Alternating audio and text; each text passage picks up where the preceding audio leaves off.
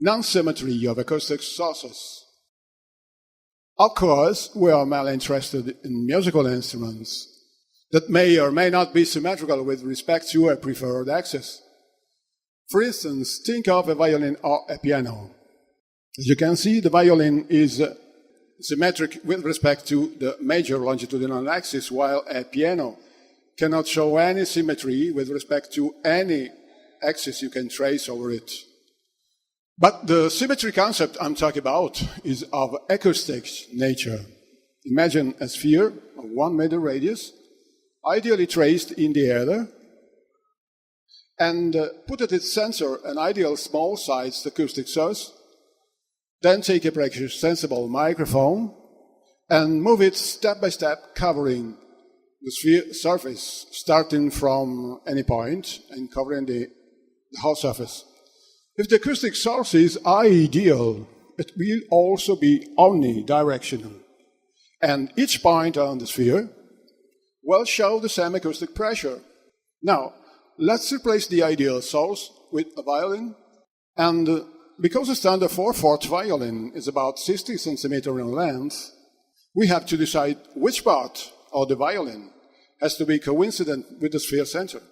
It's not, of course, a trivial pursuit, because if we want to know how energy is spread all around, we must put our microphone at the same distance from all parts of the violin.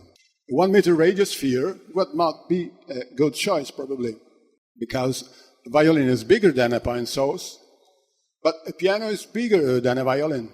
So we could say that for a small source as a violin, a reasonable sphere radius should be not less than 2 meters. But for a piano, we have to reach for 10 meters at least. An acoustic field is a limited region of a space in which a mechanical perturbation takes place and can be detected by our ear-brain system.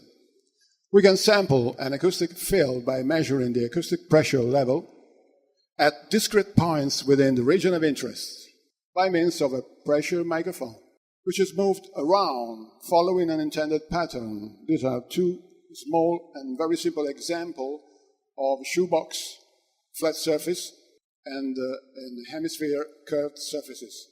Acoustic field sampling is a central topic, and we are going to grasp its essence. Again, let's ask ourselves, why should we take a 3D acoustic image of a violin by means of hundreds of pickup points? The answer is crystal clear. Because the same violin performing on the stage of a large auditorium will reach every point of the boundary walls, spreading energy in a chaotic manner.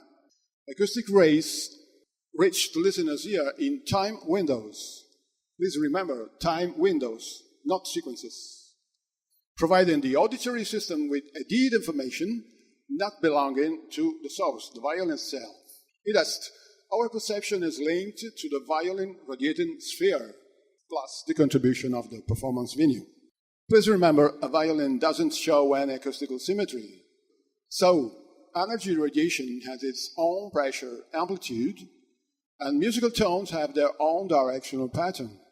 These are some samples of violin radiation patterns with pressure and direction variation with frequency. Please take note of the shape of the envelope of the energy radiation that changes with frequency changes.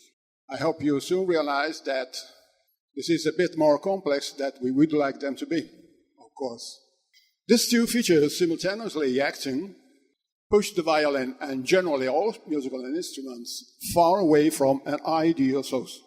Fortunately, violins perform in closed spaces, such as auditorium, not this one, which are very, very large rooms. These kinds of spaces are designed by acousticians to achieve homogeneous diffusion so that there is a high probability that two or more listeners sitting at a distance one to each other will perceive the same thing, or almost the same thing. In this sense, and only in this sense, we are allowed to speak of violin echotape that is common to Western culture. This implies we have a reasonable, precise, violin acoustic image in our long-term memory, and we recall the associated sensation as well. But what about country music, for example? It's traditionally an outdoor folk performance.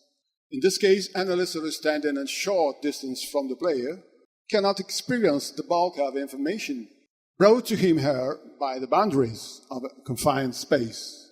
Are we allowed to speak of the same violin archetype as before? Surely not.